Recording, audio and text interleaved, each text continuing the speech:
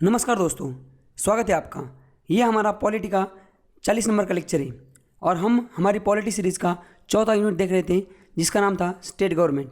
इसको हमने previous lecture में स्टार्ट कर दिया था और उसमें हमने गवर्नर वाला जो चैप्टर है, स्टेट गवर्नमेंट जो यूनिट है उसका पहला चैप्टर था गवर्नर, उसको देखा था और उसको हमने दो पार्ट में कवर करना था। एक पार्ट हमने कल देख लिया था, उसमें हमने देख लिया था कि हर एक स्टेट में एक गवर्नर होता है। गवर्नर जो है उनकी अपॉइंटमेंट हमारे प्रेसिडेंट के द्वारा की जाती है। उसके बाद गवर्नर जो है इनकी क्वालिफिकेशन हमने देखी थी कि वो एक तो सिटीजन ऑफ इंडिया होनी चाहिए और दूसरी चीज़ उनका एज 35 एज कंप्लीट होना चाहिए। गवर्नर जो है उनको शपथ दिलाते हैं हमारे chief justice of high court, जो स्टेट जिस स्टेट में वो गवर्नर होंगे उस स्टेट के chief justice of high court. उसके बाद 4 नंबर हमने देखा था गवर्नर जो है इनका टेन्योर जो होता है वो वैसे तो 5 साल का होता है, बट ये in the pleasure of president काम करते हैं। मतलब प्रेसिडेंट के प्लेजर पे इनका काम होता है, जब प्रेसिडेंट को चाहे उनको हटाया भी जा सकता है। उसके बाद हमने ये भी देखा था कि जो आदमी जिस स्टेट का रहने वाला है वो उस स्टेट का गवर्नर नहीं बन सकता, वो दूसरे स्टेट का आदमी होना चाहिए गवर्नर बनने के लिए। मतलब अगर किसी आदमी महाराष्ट्र का कोई बंदा है, उसको अगर गवर्नर अपॉइंट करती है सेंट्रल गवर्नमेंट, तो वो महाराष्ट्र के लिए नहीं कर सकती, किसी और स्टेट के लिए कर सकती है। समझ गई? तो यहाँ तक हमने कल के लेक्चर में यहाँ तक देख लिया था और मैंने जैसे प्रीवियस लेक्चर में आपको बताया था कि आज के लेक्चर में हम देखने वाले पावर ऑफ गवर्नर। गवर्नर जो है उनके पास क्या क्या पावर होती है वो आज के लेक्चर में देखने वाले हैं हमारे। उसमें 3 टाइप की पावर होती है। सबसे पहले जो पावर होती है गवर्नर के पास वो होती है एग्जीक्यूटिव पावर ऑफ गवर्नर। उसके बाद लेजिस्लेटिव पावर और तीसरे डिस्क्रिशनरी पावर। अब एक एक बताता हूँ मैं आपको ऊपर एक्चुअली एक एक क्या है उसको फिर डिटेल में देखेंगे। सबसे पहले जो एग्जीक्यूटिव मतलब क्या कि जो भी कानून बनता है जो भी है उसको कैसे एग्जीक्यूट करवाना है, मतलब गवर्नमेंट का जो कामकाज है उसको एग्जीक्यूशन उसका कैसे करवाना है, इससे रिलेटेड कुछ पावर है गवर्नर के पास, वो हमें देखनी है। उसके बाद लेजिस्लेटिव पावर, कानून बनाने की जो पावर है, जैसे स्टेट लेजिस्लेचर जो होता है, जो विधानसभा होती है किसी भी स्टेट की, वहाँ पे जब बिल आता है तो बिल पास होने के बाद वो गवर्नर के पास जाता है साइन के लिए। जैसे हमने देखा था लोकसभा और राज्यसभा, जो हमारी पार्लियामेंट है, पार्लियामेंट में जैसे लोकसभा से कोई बिल पास होता है या राज्यसभा से कोई बिल पास होता है, उसके बाद वो प्रेसिडेंट के पास साइन के लिए जाता है और जब वो प्रेसिडेंट उस बिल पे साइन मारते हैं तब वो एक्ट बन जाता है। उसी तरह सिमिलरली स्टेट लेजिस्लेचर जो होता है उसमें जब कोई भी बिल पास होता है तो वो गवर्नर के पास जाता है साइन के लिए, वो हमें यहाँ पे देखना है। ओके, आगे तीसरा जो है डिस्क्रिशनरी पावर। डिस्क्रिशनरी पावर मतलब क्या, जैसे हमने देखा था प्रेसिडेंट ऑफ इंडिया जो है वो काम करते हैं with aid and advice of council of minister. जो सेंट्रल गवर्नमेंट के काउंसिल ऑफ मिनिस्टर है उनके एड एंड एडवाइस पे काम करते हैं हमारे प्रेसिडेंट ऑफ इंडिया। वैसे ही गवर्नर जो है वो हर एक स्टेट का गवर्नर अपने जो स्टेट के जो काउंसिल ऑफ मिनिस्टर होते हैं उनके एडवाइस पे काम करते हैं, बट उसके बावजूद गवर्नर के पास कुछ डिस्क्रिशनरी पावर है। मतलब कुछ ऐसे डिसीजन है वो खुद अपने लेवल पे ले सकते हैं, उसके लिए उनको काउंसिल ऑफ मिनिस्टर की राय की जरूरत नहीं, वो भी हमें देखना है। तो समझ गए अभी आप गवर्नर की जो पावर है उसमें हमें क्या क्या देखना है। हमें executive power, legislative power and discretionary power, 3 type की पावर गवर्नर की देखनी है। तो चलिए देखते हैं एक को। सबसे पहले जो है वो है एग्जीक्यूटिव पावर ऑफ गवर्नर। अब गवर्नर की एग्जीक्यूटिव पावर क्या होती है, यहाँ पे देखिए आप, executive power of the state, executive power of state is vested to governor. मतलब जो स्टेट है, ये जो गवर्नर होते हैं ये हेड ऑफ स्टेट होते हैं और जो चीफ मिनिस्टर होते हैं वो होते हैं हेड ऑफ गवर्नमेंट। तो जो गवर्नर है वो हेड ऑफ स्टेट है, उस स्टेट के हेड है वो, इसलिए जो एग्जीक्यूटिव पावर होती है उस स्टेट की वो इनके नाम से, मतलब इनके पास ही होती है सारी एग्जीक्यूटिव पावर, कोई किसी भी चीज़ को एग्जीक्यूट करना।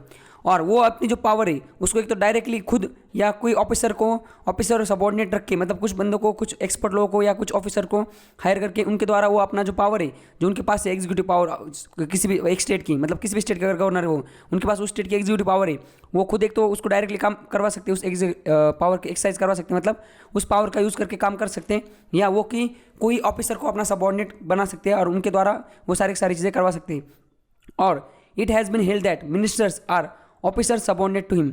जो मिनिस्टर्स हैं वो भी क्या होते हैं, वो ऑफिसर मतलब इनको एज अ ऑफिसर ही होते, मतलब मिनिस्टर के द्वारा भी ये काम करवा सकते हैं। उसके बाद the executive power of state extend to all matter with respect to which state legislature has power to make law.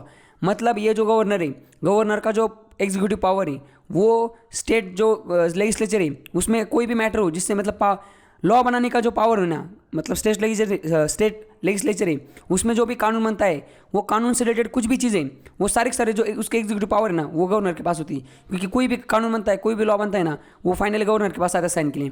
बिना गवर्नर को बताए हुए या बिना गवर्नर के अप्रूवल, मतलब अप्रूवल एक्चुअली बिना, जैसे कोई बिल पास हो जाता है किसी भी स्टेट लेजिस्लेचर में, कोई भी राज्य है उसकी विधानसभा से अगर कोई बिल पास हो जाता है तो बिना गवर्नर के उस पर साइन के वो जो बिल है, जो लॉ है, वो एक्ट नहीं बन जाता, वो कानून नहीं बनता। इसलिए ऐसा बोला गया है कि जो उस गवर्नर है उसकी जो एग्जीक्यूटिव पावर है वो सारे जो पावर मतलब स्टेट स्टेट लेजिस्लेचर की जो कानून बनाने की पावर है वो इसके अंडर आती है। उसके बाद all executive is express to be taken in the name of government, मतलब देखो जैसे हमारा जो प्रेसिडेंट है, प्रेसिडेंट ऑफ इंडिया जो है हमारा देश के जो डिसीजन होती है, जैसे कल हमने बांग्लादेश के साथ कोई ट्रीटी कर ली तो वो प्राइम मिनिस्टर भी अगर जाते हैं वहाँ पे और वहाँ की जो प्राइम मिनिस्टर शेख हसीना जी उनके साथ अगर कोई ट्रीटी साइन करते हैं ना तो वो जो ट्रीटी ना वो प्रेसिडेंट के नाम से होती है, भले सिग्नेचर प्राइम मिनिस्टर की हो, पर हमारे यहाँ पे जो नॉमिनल हेड है, मतलब हमारे देश का जो हेड है कौन है, और प्राइम मिनिस्टर तो गवर्नमेंट के हेड है, पर देश का जो हेड है, स्टेट का जो हेड है हमारे देश के, वो है प्रेसिडेंट ऑफ इंडिया।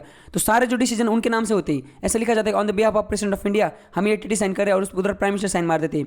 उसी तरह कोई भी स्टेट है, स्टेट में सारे जो एग्जीक्यूटिव डिसीजन होते हैं ना, स्टेट का कोई दूसरे स्टेट के साथ कोई ट्रीटी हो, कुछ भी हो, वो सारे जो डिसीजन है बड़े बड़े वो on the name of government, governor के नेम से, गवर्नर जो होता है उसके नाम से होते हैं वो नाम, मतलब उसका जो नाम है गवर्नर का उस नाम से नहीं, ऐसा लिखा जाता है governor of state. For example अगर महाराष्ट्र की बात है तो ऐसे लिखा जाएगा on the behalf of governor of Maharashtra we decided, समझ रहे क्या, समथिंग, मतलब ऐसे हमने ये डिसाइड किया कि हम ऐसे ऐसे कुछ काम करेंगे। तो सारे एग्जीक्यूटिव डिसीजन जो है वो गवर्नर के नाम से लिए जाते हैं। All orders instrument are authenticated in the manner of specified in the rules of made by governor, सारे ऑर्डर इंस्ट्रूमेंट जो है ना वो गवर्नर ने जो रूल स्पेसिफाइड किए उस हिसाब से चलते हैं। और गवर्नर का सबसे इंपॉर्टेंट जो एग्जीक्यूटिव पावर होता है वो होता है जो चीफ मिनिस्टर होते हैं और अदर जो मिनिस्टर होते हैं उनको अपॉइंट किया जाता है गवर्नर के द्वारा। जो चीफ मिनिस्टर होते हैं, जिस पार्टी के पास बहुमत है उसका जो आदमी, मतलब उसका जो लीडर है, उस पार्टी को जो लीडर है उसको governor chief minister as appoint करते हैं, उसको चीफ मिनिस्टर शपथ भी दिलाते हैं। और बाकी जो मिनिस्टर हैं चीफ मिनिस्टर के कहने पे चीफ मिनिस्टर एडवाइस करेगा गवर्नर को कि आप इस बंदे को मिनिस्टर बनाओ, तो चीफ मिनिस्टर के कहने पे एडवाइस पे बाकी लोगों को वो मिनिस्टर बनाते हैं। आपने जैसे आपको पता होगा ना कि हमारे जो महाराष्ट्र में जो चल रहा था, जो कांड चल रहा था कितने दिनों से, ये जो हमारे देखो ये गवर्नर है, ये गवर्नर ने हर बार, मतलब पहले तो ये उद्धव ठाकरे के साथ खड़े थे, बाद में कहा किसके साथ खड़े थे वो, पहले तो या इसके साथ खड़े थे एक्चुअली फडणवीस के साथ, इनको शपथ दिलाई, बाद में उद्धव ठाकरे को दिलाई। तो हर बार ये लोग शपथ लेने के लिए इनके पास क्यों आते हैं, क्योंकि भाई साहब इनका एग्जीक्यूटिव पावर है, वो इनके पास पावर है कि अगर आपको किसी भी राज्य में मतलब कोई चीफ मिनिस्टर हो तो उसको अपॉइंट करने का जो पावर है वो किसके पास है, वो गवर्नर के पास है उस राज्य की। आगे और क्या पावर है इनके पास, he has power to nominate one member from Anglo Indian community. देखो हमारा जो असेंबली होता है ना, स्टेट के असेंबली, विधानसभा में ना जैसे टोटल जितने मेंबर होते हैं ना उसमें से कुछ मेंबर है ना वो नॉमिनेट किए जाते हैं किसके द्वारा, गवर्नर के द्वारा। तो ये हमारी जो असेंबली होती है स्टेट की, उसमें एंग्लो इंडियन कम्युनिटी होती है, मतलब जो अंग्रेज है यहाँ पे, अंग्रेज यहाँ से चले गए थे, बट उस टाइम पे अंग्रेज लोग और इंडियन कुछ लोग उनका मतलब जुगाड़ हो गया था, मतलब जैसे अंग्रेज कुछ लोग यहाँ पे रुक गए थे, या हमारी लोकल यहाँ की लड़कियाँ, लोकल लड़कियाँ और अंग्रेज की जो लोग होते उनके बीच शादी हो गई, उनके बच्चे पैदा हो गए। अब देखो उनका बाप तो अंग्रेज है, माँ तो इधर की कोई हिंदू मुस्लिम कोई भी होगी, अब वो जो बच्चा पैदा हुआ है उसकी कम्युनिटी कौन सी होगी, फिर वो आग हो गया एंग्लो इंडियन, समझ गए आप, आधा इंडियन आधा अंग्रेज। तो इस टाइप की जो कम्युनिटी, इनके हितों की रक्षा करने के लिए हर एक स्टेट में गवर्नर एक बंदे को वहाँ पे अपॉइंट करता है। उसके बाद जो काउंसिल ऑफ मिनिस्टर होते हैं, जैसे कि मैंने बताया आपको, वो गवर्नर जो है वो चीफ मिनिस्टर को भी अपॉइंट करते हैं, और उसके साथ साथ जो काउंसिल ऑफ मिनिस्टर होते हैं चीफ मिनिस्टर के एडवाइस पे, चीफ मिनिस्टर अगर बोलेगा कि आप इस बंदे को ये मिनिस्टर बनाओ तो वो उसी को उस मिनिस्टर में मतलब वो पद देता है गवर्नर, अपने आप मन से नहीं दे सकता। चीफ मिनिस्टर बोलेगा जिसको मिनिस्टर की आप शपथ दिलाना है उसी को वो चीफ मिनिस्टर की शपथ दिलाएगा। उसके बाद एडवोकेट जनरल होते हैं, जैसे हमने देखा था सेंट्रल गवर्नमेंट में अटॉर्नी जनरल होते थे सेंट्रल गवर्नमेंट में, जो कि हाईएस्ट जुडिशियल पर्सन होते थे, जो गवर्नमेंट के सारे जो लॉ से रिलेटेड जितने काम है वो देखते थे। वैसे ही सेंट्रल गवर्नमेंट के, वैसे ही स्टेट गवर्नमेंट में एडवोकेट जनरल एक पोस्ट होती है। ये भाई साहब इनका काम होता है सारे जो लॉ से रिलेटेड जो मैटर है, जैसे स्टेट गवर्नमेंट का कोई मुकदमा चल रहा है किसी कोर्ट में सेंट्रल गवर्नमेंट के खिलाफ या किसी बंदे के खिलाफ या किसी और स्टेट के खिलाफ, तो सारा जो वकीली का काम है ये भाई साहब देखते हैं। इसको बाद में हमें एकदम डिटेल में देखना है। तो एडवोकेट जनरल इसको भी अपॉइंट करते गवर्नर। उसके बाद chairman and member of state public service commission, ये जो स्टेट पब्लिक सर्विस कमीशन है, यहाँ पे देखो जैसे MPSC Maharashtra state public service commission, तो ये जो इनके जो मेंबर होते हैं बोर्ड के, जैसे हमने देखा था यूपीएससी के जो मेंबर है, यूपीएससी का जो बोर्ड है यूनियन पब्लिक सर्विस कमीशन का बोर्ड, उसके चेयरमैन और मेंबर उसको अपॉइंट करते हैं हमारे प्रेसिडेंट ऑफ इंडिया। उसी तरीके से स्टेट के जो स्टेट पब्लिक सर्विस कमीशन होता है, हर एक स्टेट का अलग अलग होता है, जैसे MPPSC मतलब Madhya Pradesh service public service commission, वैसे महाराष्ट्र का MPSC, उस टाइप के जो सर्विस कमीशन इस टाइप के हर एक स्टेट में उनके जो मेंबर है और जो चेयरमैन है उनको अपॉइंट करते हैं गवर्नर ऑफ उस स्टेट के जो गवर्नर। उसके बावजूद जो स्टेट लेजिस्लेटिव काउंसिल होती है, मतलब जैसे हमारे देश में टोटल हमारे जो स्टेट है, टोटल कितने स्टेट है हमारे, टोटल 28 स्टेट है। उन 28 में 29 से पहले अभी एक कम हो गया, 28 स्टेट है। उस 28 स्टेट में ना 6 ऐसे स्टेट है वहाँ पे ना स्टेट लेजिस्लेटिव मतलब असेंबली भी है और state legislative council of state भी, मतलब क्या वहाँ पे विधानसभा भी है और विधान परिषद भी। जैसे महाराष्ट्र है, आपको पता होगा कि हमारे महाराष्ट्र में जो प्रीवियस गवर्नमेंट थी उसमें ना 2 ऑपोजिशन लीडर थे, एक थे विखे पाटिल और दूसरे एक थे वो थे धनंजय मुंडे। तो 2 क्यों, एक स्टेट में एक ही गवर्नमेंट है तो दो दो अपोजिशन लीडर क्यों? क्योंकि देखो, एक थे स्टेट असेंबली में मतलब अपोजिशन लीडर थे, विरुद्ध पक्ष नेता, और एक थे कहाँ पे, विधान परिषद मतलब लेजिस्लेटिव काउंसिल ऑफ स्टेट। ऐसे दो दो होते हैं, समझ गए ना? तो ऐसे हमारे जो 28 स्टेट है उसमें सिर्फ 6 ऐसे स्टेट है जिनके पास लेजिस्लेटिव असेंबली भी है और काउंसिल ऑफ स्टेट भी। तो काउंसिल ऑफ स्टेट जो है ना, वहाँ पे लेजिस्लेटिव काउंसिल ऑफ स्टेट जो 6 स्टेट में, वहाँ पे ना कुछ मेंबर ऐड किए जाते हैं। बाकी जो मेंबर है वो जो एमएलए चुन के आते हैं उसमें कुछ 1/3 मेंबर चुन के जाते हैं। मतलब जो हमारे टोटल एमएलए चुन के आते हैं ना, वो काउंसिल के जो टोटल जो मेंबर है उसके 1/3 ये एमएलए चुन के भेजेंगे, ये वोट करेंगे। इनडायरेक्ट इलेक्शन होता है, वैसे जाएंगे। कुछ जो ग्रेजुएट लोग हैं वो सिर्फ वोट कर सकते हैं हर एक कंस्टिट्यूंसी में। वो ग्रेजुएट लोग ही उनको 1/3 मेंबर भेजेंगे। वैसे समझ रहे कैसे अलग अलग टाइप से पंचायत जो पीआरएस होता है, पंचायत राज सिस्टम, उसके कुछ मेंबर नगर परिषद म्यूनसिपैलिटी जो होता है उधर के लोग कुछ इलेक्शन मतलब वो कुछ वोट करते हैं। ऐसे करके टोटल ये फिल्म जो काउंसिल है लेजिस्लेटिव काउंसिल ऑफ स्टेट, इनके जो मेंबर्स हैं उनको भरा वहाँ पे मतलब उनको वहाँ पे भेजा जाता है इलेक्ट करके इनडायरेक्टली। बट उसमें काफ़ी लोग जो होते हैं उसको नॉमिनेट किया जाता है। तो 1/12 जो है मतलब जो टोटल नंबर है उसका 1/12 जो है वो किसके द्वारा भरा जाता है? वो गवर्नर के द्वारा भरा जाता है। कैसे? गवर्नर उन लोगों को क्या करते हैं? नॉमिनेट करते हैं, डायरेक्ट नॉमिनेट करते हैं। बस ये चीज़ का ख्याल रखा जाता है कि वो जो लोग हैं 12 लोग जिनको नॉमिनेट किया, 12 लोग ने एक्चुअली 1/12 मतलब एक 1/12 जो टोटल मेंबर है वो स्पेशल नॉलेज होना चाहिए उनके पास, या उनके पास प्रैक्टिकल एक्सपीरियंस होना चाहिए। कहाँ लिटरेचर, साइंस एंड आर्ट, ऐसे लोगों को वहाँ पे नॉमिनेट किया जा सकता है। समझ गए आप? ये तो फिर हमने यहाँ पे देख लिया। उसके बाद ये देखो एग्जीक्यूटिव पावर ऑफ जो गवर्नर है वो हमने देख ली। आगे चलते लेजिस्लेटिव पावर ऑफ गवर्नर, इसको देखते हैं। देखिए गवर्नर के पास लेजिस्लेटिव पावर मतलब क्या? कानून बनाने की जो पावर है उसमें गवर्नर का क्या हाथ है वो हमें देखना है। स्टेट लेजिस्लेचर जैसे हमने देखा था, हमने जब पार्लियामेंट देखा था, हमने देखा था पार्लियामेंट में क्या क्या आता है। पार्लियामेंट में आता है लोकसभा, राज्यसभा और एक चीज़ आती है क्या? President of India. उस टाइम पे हमने देखा था कि हमारे जो प्रेसिडेंट है, प्रेसिडेंट ऑफ इंडिया जो है वो पार्लियामेंट का हिस्सा है, ये हमने उस टाइम पे देखा था। तो उसी तरह जो स्टेट लेजिस्लेचर होता है, स्टेट लेजिस्लेचर, उसमें एक तो क्या होता है जो असेंबली होती है स्टेट लेजिस्लेटिव असेंबली, वो प्लस जो स्टेट है उनके पास स्टेट लेजिस्लेटिव काउंसिल जो है मतलब जो काउंसिल उनके पास लेजिस्लेटिव काउंसिल ऑफ स्टेट मतलब विधानसभा, ये विधानसभा हो गया, असेंबली विधान परिषद होगी ये, और प्लस गवर्नर उस स्टेट की, ये तीनों मिला के स्टेट लेजिस्लेचर होता है कोई भी स्टेट का। और जिन स्टेट के पास काउंसिल नहीं, उनके पास सिर्फ असेंबली, तो उनके पास असेंबली प्लस क्या? गवर्नर, ऐसे मिला के पूरा स्टेट लेजिस्लेचर बनता है। तो गवर्नर किसका हिस्सा है? गवर्नर स्टेट लेजिस्लेचर का हिस्सा है। समझ गए आप? तो legislature consist 2 houses, upper house और जो लोअर हाउस होता है। तो गवर्नर जो होता है उनके पास ना कोई भी लेजिस्लेचर है उसमें उनके पास जो स्टेट लेजिस्लेचर होता है जैसे कि काउंसिल भी या असेंबली भी मतलब विधानसभा हो या विधान परिषद, वो वहाँ पे जाके उनको एड्रेस कर सकते हैं, वो लोगों को वहाँ पे मैसेज भी भेज सकते हैं गवर्नर। ये एक लेजिस्लेटिव पावर था। और क्या है? जो स्टेट असेंबली होती है उस असेंबली का समन, ये क्या है? प्रोरोग एंड डिसॉल्व मतलब कोई भी असेंबली उसका जो सेशन होता है ना, तो सेशन का समन मतलब जैसे हमने देखा था पार्लियामेंट में 3 सेशन होते हैं हमारे। विंटर सेशन जो होता है एक होता है, उसके बाद मानसून सेशन होता है और समर में एक सेशन होता है। ऐसे 3 सेशन होते हैं हमारे पार्लियामेंट के। तो वो सेशन का जो स्टार्ट करने का टाइम होता है, कब कौन स्टार्ट करेगा, पहला दिन जो होता है, पहले दिन वहाँ पे प्रेसिडेंट ऑफ इंडिया आते हैं, वो समन करते हैं मतलब स्टार्ट करवा देते हैं। और जब सेशन खत्म हो जाता है, जैसे अगर विंटर सेशन की बात की जाए, तो विंटर सेशन जब चालू हो जाएगा जिस महीने में, वो चालू करेगा उस टाइम पे स्पीच देंगे प्रेसिडेंट, और जो खत्म हो जाएगा वो उस टाइम मतलब उसको क्या बोलते हैं? प्रोरोग मतलब सेशन खत्म हो जाता है। और पूरा अगर टर्म खत्म हो जाए असेंबली का, जैसे इलेक्शन हुए अभी 2019 में महाराष्ट्र में, तो 2024 में क्या हो जाएगा? 2024 में वापस महाराष्ट्र में इलेक्शन होने वाले, तो उस टाइम पे स्टेट लेजिस्लेटिव असेंबली उसको डिसॉल्व करना पड़ेगा। तो जो गवर्नर है उनके पास असेंबली का सेशन होता है उसको समन करने का, उसको प्रोरोग करने का और उसको डिसॉल्व करने का जो पावर है वो लेजिस्लेटिव पावर किसके पास होता है? गवर्नर के पास। उसके बाद आगे जो एनुअल फाइनेंशियल स्टेटमेंट मतलब कोई भी स्टेट है उसका जो बजट होता है एंड स्टेट फाइनेंस कमीशन का जो रिपोर्ट होता है, ये जो सारी चीज़ें ये लेजिस्लेचर जो होता है मतलब जो भी विधानसभा होती है उसके सामने रखने से पहले ये गवर्नर को दिखाना पड़ता है। समझ रहे? उसके पास पावर होती है। उसके बाद गवर्नर जो है विदाउट रिकमेंडेशन, गवर्नर के बिना रिकमेंडेशन जो लेजिस्लेचर उसमें कोई भी जो डिमांड है उसको ग्रांट नहीं किया जा सकता। मतलब डिमांड मतलब क्या? जो बजट होता है ना, बजट में जब जैसे कि कोई मिनिस्ट्री, एग्रीकल्चर मिनिस्ट्री, उनके लिए उनको कुछ पैसा चाहिए इतना इतना, तो वो डिमांड करनी पड़ती है, वहाँ पे डिमांड ग्रांट करनी पड़ती। तो बिना रिकमेंडेशन ऑफ गवर्नर वो ना बजट आ सकता है ना कोई ग्रांट पास हो सकती है वहाँ पे। और जो गवर्नर है उनके पास और एक राइट है कि वो कुछ बिल को रिजर्व कर सकते हैं प्रेसिडेंट के लिए। मतलब जो हम आगे देखेंगे कि जब बिल पास होता है कोई किसी भी असेंबली से, विधानसभा से जब बिल पास हो जाता है, तो गवर्नर उस पर क्या क्या कर सकते हैं? गवर्नर उसको एक तो हाँ बोल सकते हैं मुझे बिल पसंद है, आप आगे उसको एक्ट बना दो, या उसको बोल सकते हैं इसको विड्रॉ करेंगे, वो बोलेंगे मुझे नहीं पसंद है बिल, इसको हटा दो, या बिल को वापस भेजेंगे रिकन्सिडरेशन के लिए, आप उस बिल को रिकन्सिडर करो। या चौथा उनके पास एक पावर है कि वो जो बिल है, ये 3 चीज़ें तो गवर्नर इसके पास प्रेसिडेंट के पास भी, पार्लियामेंट के अगर बात की जाए तो वैसे स्टेट लेजिस्लेचर में जो होता है ये 3 चीज़ें करते हैं। उसके बाद एक और एक्स्ट्रा चीज़ है गवर्नर के पास कि वो क्या कर सकते हैं, वो बिल कुछ बिल जो है उनको रिजर्व करके रख सकते हैं प्रेसिडेंट के लिए।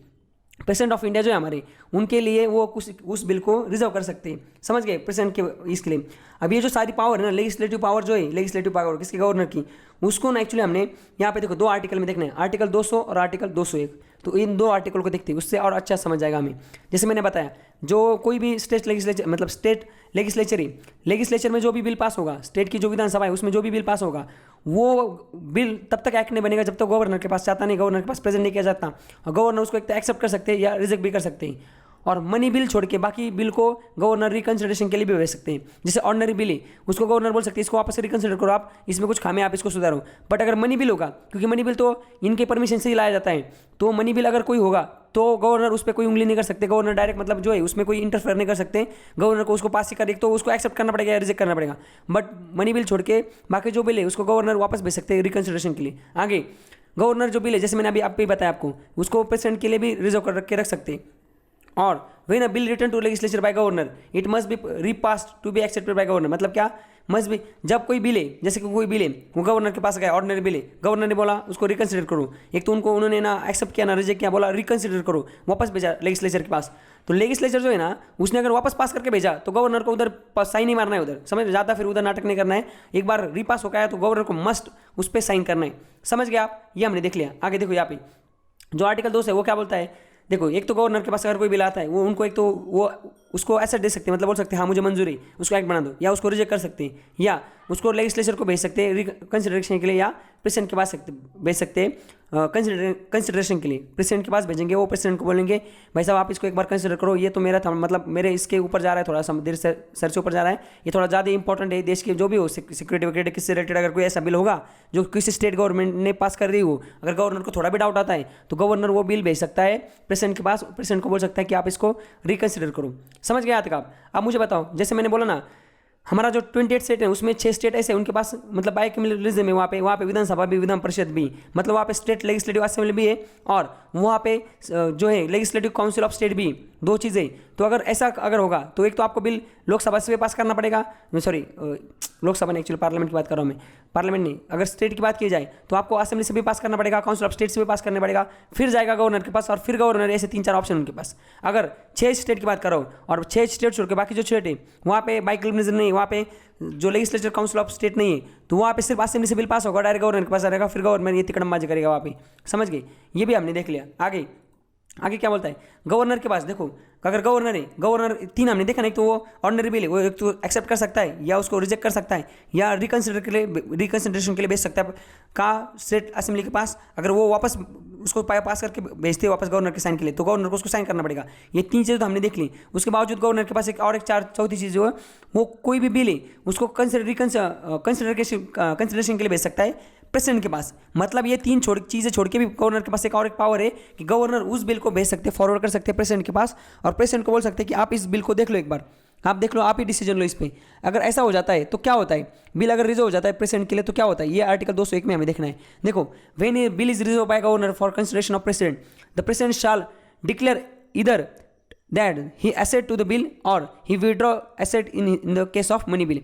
मतलब अगर ऐसा बिल अगर प्रेसिडेंट के पास जाता है तो प्रेसिडेंट क्या बोल सकते हैं, एक तो एक्सेप्ट कर लेंगे बिल को, या बोलेंगे मुझे ये बिल मतलब मंजूर नहीं, जैसे मनी बिल है उसको रिकंसिडर नहीं कर सकते, वो भी प्रेसिडेंट भी ना गवर्नर कर सकते हैं, या उसको वो अपना जो एसेट है उसको वापस कर लेंगे।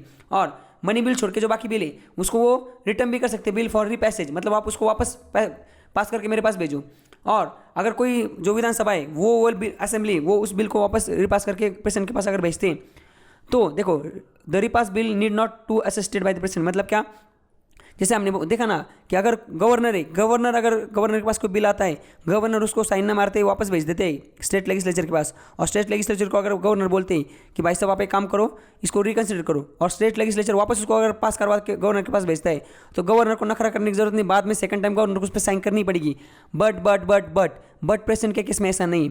प्रेसिडेंट के पास अगर बिल रिपास होके भी आया तो भी प्रेसिडेंट उसको वापस भेज सकते रिटर्न। कब, कितनी बार, लाखों बार, काफ़ी बार, उनको लाखों बार नहीं हो सकता एक्चुअली, पर समझ रहे क्या, मतलब काफ़ी बार, मल्टीपल टाइम पे भेज सकते हो।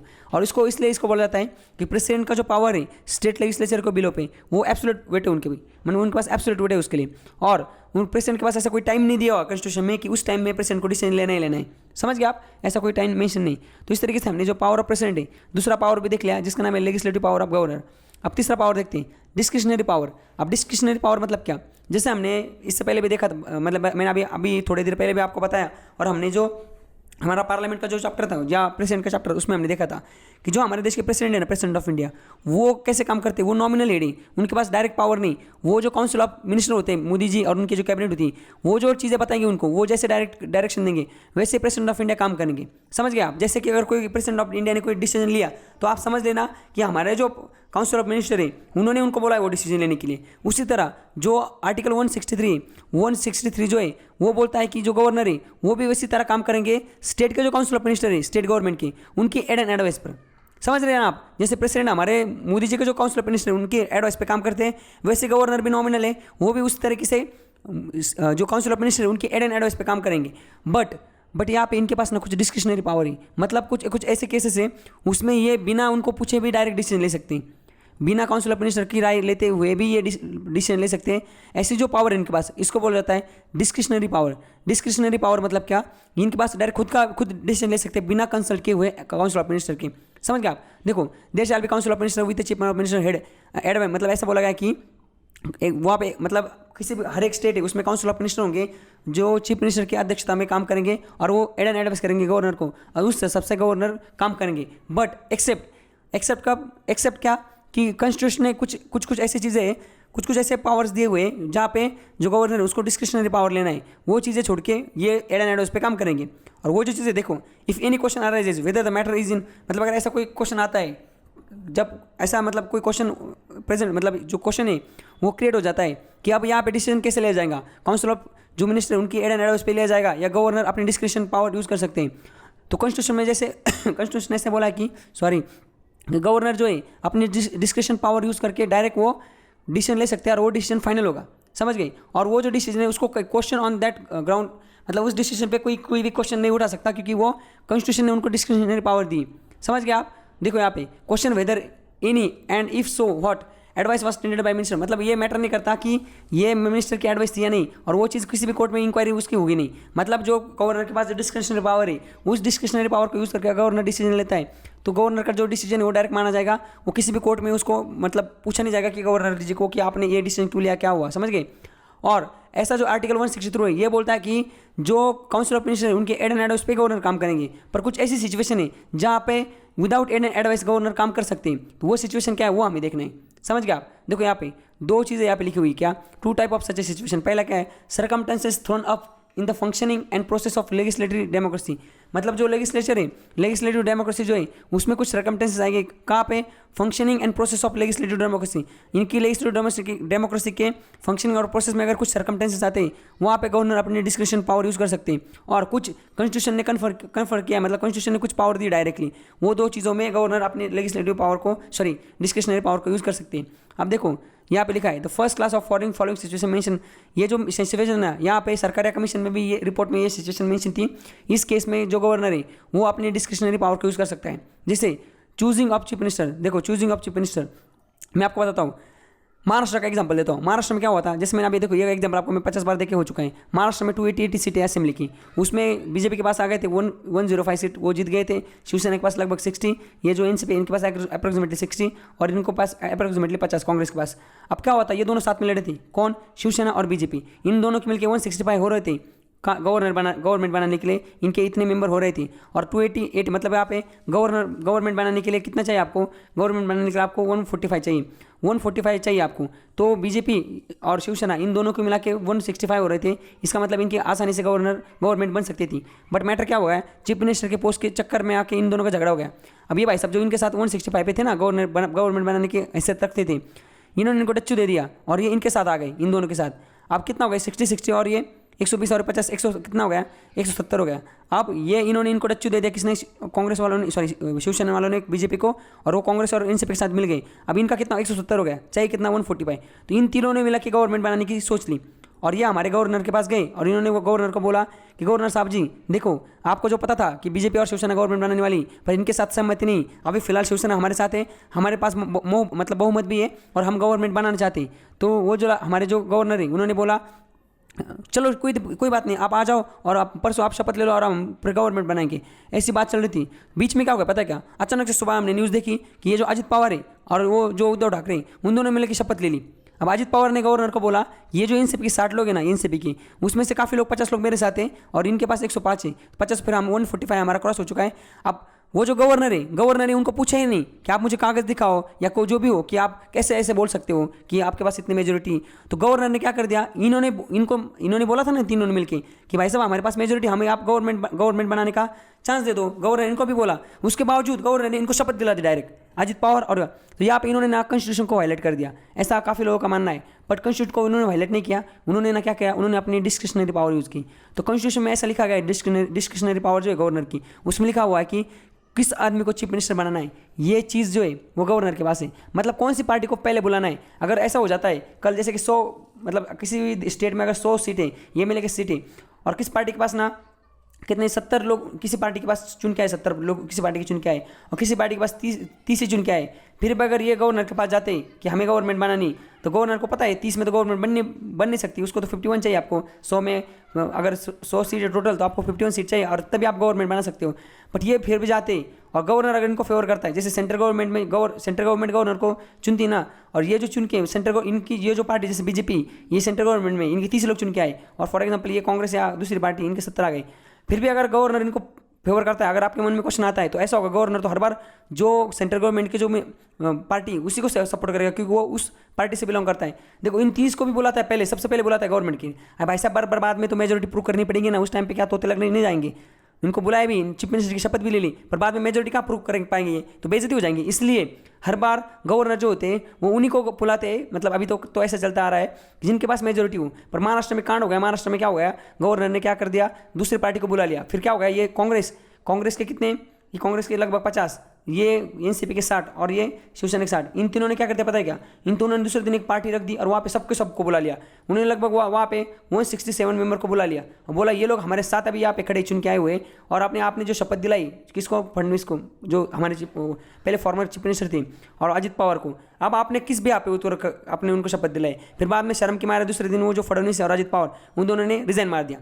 समझ गया आप। बट मेरा एग्जांपल आपको ये देने का मतलब, ये एग्जांपल बताने का ये मकसद था कि किस आदमी को चीफ मिनिस्टर बनाना है, किसको शपथ दिलाना है। ये डिस्क्रिशनरी पावर है गवर्नर की। उस टाइम पे महाराष्ट्र किसमें गवर्नर ने कॉन्स्टिट्यूशन को नहीं वायलेट किया, बस जो डिस्क्रिशनरी पावर है उसको वायलेट किया, मतलब उन्होंने गलत डिस्क्रिशनरी यूज कर दी। उसके बाद ये एक पावर हो गया। उसके बाद टेस्टिंग ऑफ मेजोरिटी, जैसे मैंने बताया ना कि गवर्नर के पास जो पहले शपथ दिलाई जाती है चीफ मिनिस्टर की, उसके बाद फ्लोर टेस्ट होती है। फ्लोर टेस्ट मतलब क्या, फ्लोर टेस्ट मतलब वहाँ पे प्रूव करना है आपको कि 145 सीट चाहिए महाराष्ट्र में, आप प्रूव करो आपके पास कितने मेंबर है, सबको यहाँ पे लेके आओ, सबका साइन भरा, एक पेज हमें कागज झेरॉक्स मार के दे दो कि देखो मेरे पास 145 चाहिए और हमारे पास उससे ज़्यादा है। समझ गए। ये पावर भी, टेस्टिंग पावर किसके पास है, गवर्नर के पास है। किसी भी स्टेट में अगर मेजोरिटी चेक करनी तो वो गवर्नर ही करवाता है, दूसरा कोई नहीं करवाता। तीसरी चीज dismiss of the chief minister, जैसे किसी चीफ मिनिस्टर के पास है मेजोरिटी, कोई चीफ मिनिस्टर अपनी खो देता है तो फिर वो क्या, गवर्नर, वो जो गवर्नमेंट है, गवर्नमेंट को गिराने का और चीफ मिनिस्टर को अपने पद से हटाने का पावर भी किसके पास है, गवर्नर के पास है। उसके बाद अगर कोई सरकार है उसको 5 साल कंप्लीट हो गई तो वो जो असेंबली उसको भंग करना, ये काम भी गवर्नर के पास है।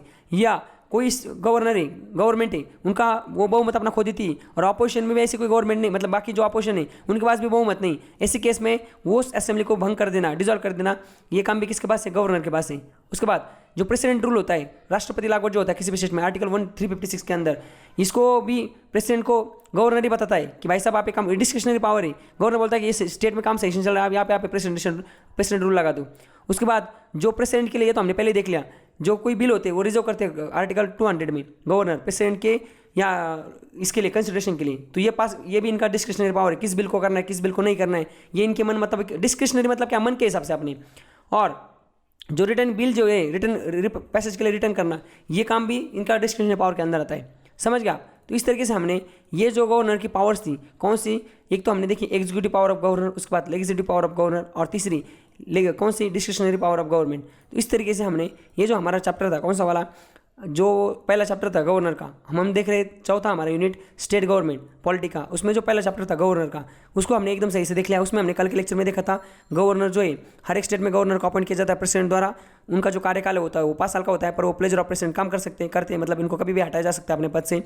उसके बाद हमने देखा था इनका क्वालिफिकेशन भी देखा था कि इनका 35 उम्र मतलब एज पूरा होना चाहिए और ये इंडिया के सिटीजन होने चाहिए। उसके बाद इनको शपथ दिलाया जाता है किसके द्वारा, chief justice of high court इनके द्वारा।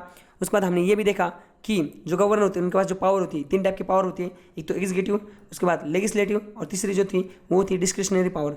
तो इस तरीके से हमने गवर्नर जो थे इनको जितने क्वेश्चन आ सकते उस हिसाब से उस लहजे से इनको सही से कवर कर दिया है, सारा का सारा कंसेप्ट हमने इसका देख लिया है। तो आज के लेक्चर में बस इतना ही। Thank you so much, enjoy.